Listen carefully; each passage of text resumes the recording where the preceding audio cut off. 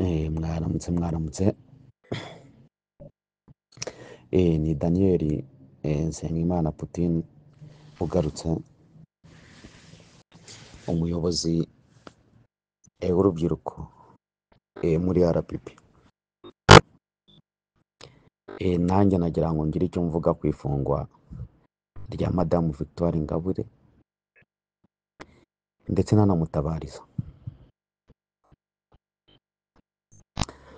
Birababaje rwose kubona leta y'u Rwanda izajya ibyuka yarose cyangwa se ikora ibintu binyuranyije n'amategeko. Twamaganye rwose, namaganye ifungwa rya Madamu Victoire Ingabire ritubahirije amategeko. Ntabwo byumvikana ukuntu urukiko rwatumira umuntu kuza kumva urubanza yewe atari yaranarurezwemo, yewe ari nta n'ubuhamya ateganya gutanga, atari umutangabuhamya, hanyuma yavayo asubiye mu rugo RIB iti twakubonye tugiye kugufunga. Ibyo bintu ntabwo byemewe n'amategeko. Nubwo ntari umunyamategeko ariko tujya tureba tukabona uko n'ibindi bihugu bikora. Ngewe ntabwo nzi mu Rwanda niba nari ngiye kuvuga ngo niba ari ubujiji bw'abaturage cyangwa se bw'abanyarwanda bwo kutamenya uburenganzira bwabo, ariko ntabwo ariko bimeze, ahubwo ni leta itubahiriza amategeko, idakoresha amategeko, ndetse ikabika icyoba mu banyarwanda ku buryo abanyarwanda badashobora no guhagarara ngo baharanire uburenganzira bwabo cyangwa se bavuge n'uburenganzira bwabo bahabwa n'amategeko. Ubundi mu bindi bihugu ndetse no mu Rwanda kera najyaga mbibona, ntabwo ushobora gufunga umuntu nta warrant of arrest, utaramuhaye convocation ngo yange kwitaba, kuko mbere batangaga convocation ndetse binaguteguza bakaguha n'iminsi uzajya kwitabaho. Iyo convocation ya mbere utayitabye, mu mategeko bakoherereza iya kabiri kuko baba basipoza ko wenda itagushyitseho. Utayitaba akaba ariho inzego z'umutekano ziza kugufata. Inzego z'umutekano nazo burya ziratandukanye, ntabwo ari abasirikare cyangwa se uza gufatwa na polisi. Ariko iyo baguhaye convocation ukitaba ntabwo ufungwa. Nabonaga parike ye ivivura ko witabye, noneho bakazaguha umunsi wo kuzaza mbega kuvuga ukumenyeshwa, wamenyeshwaga icyo uregwa ugataha, noneho ukazagaruka uje kwisobanura. So ibi byose rero ntabwo mu Rwanda bikibaho, ahubwo bafata umuntu nta convocation ntaki, bakaba baramujyanye bakajugunya muri gereza. Umuntu ntamenye igihe azitabira, ntamenye igihe azaburanira. Yani ibintu byo mu Rwanda ubu ngubu byabaye, ntabwo wamenya uburyo bisobanura. Nta muntu ushobora kumenya uburyo abisobanura, kuko na bene byo ntabwo bashobora kubisobanura. Birababaje rero kubona abanyarwanda tuzajya dufatwa nk'ibitungwa, nyirabyo ajya kubaga icyo yishakiye mu gihe cyose ashatse.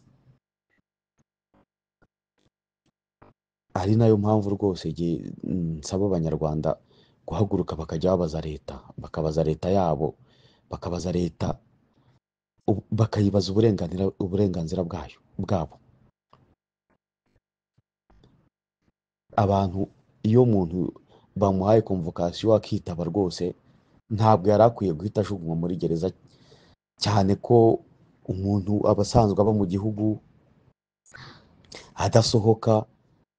Sinzi impamvu option ya mbere ari ugufunga umuntu. Kuki bafunga abantu baba bitabye mu rukiko cyangwa se baba bakurikiranyeho ibyaha? Ubundi ufunga umuntu kubera ko utekereza ko yahunga igihugu, utekereza ko yacika ubutabera, utekereza ko yacika ubutabera. Ariko mu gihe umuntu nta nta bimenyetso bigaragaza ko ashobora gucika ubutabera, ntabwo yari akwiye gushyirwa muri gereza, ahubwo yari akwiye kuburana ari hanze.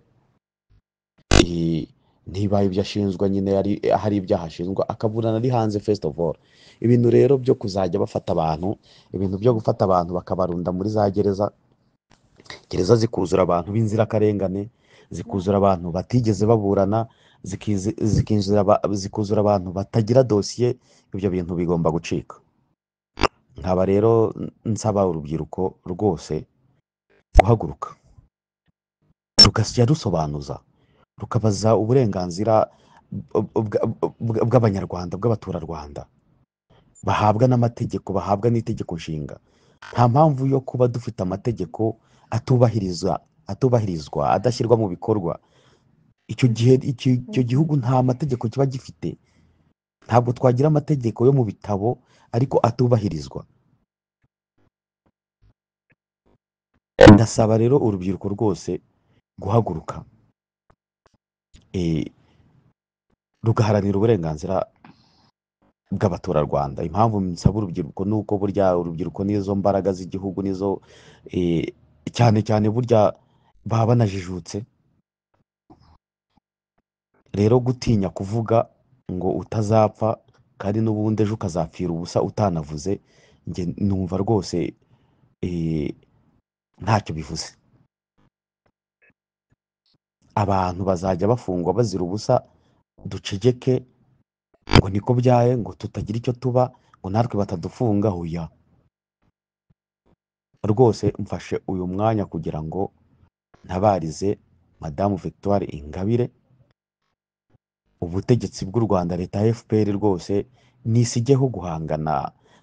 Nta nubwo byumvikana, ariko kuko leta nzima irahagarara igahangana n'umugore, igacunaguza umugore, umubyeyi, igafunga, ikumva bitahagije, yarekurwa bakumva bidahagije, agomba gukomeza.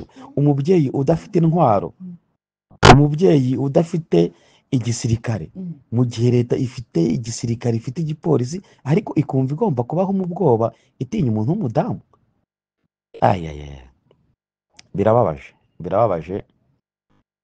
Vraiment ntabwo bikwiye. Kandi abanyarwanda twese rwose tubyumve kandi twumve ko ari uburenganzira bwacu guharanira uburenganzira duhabwa n'amategeko. Dusabe ishyirwa mu bikorwa ry'amategeko ategeka u Rwanda cyangwa se ayobora u Rwanda, kuko niyo aba yaratowe. Mukomere kandi murakarama.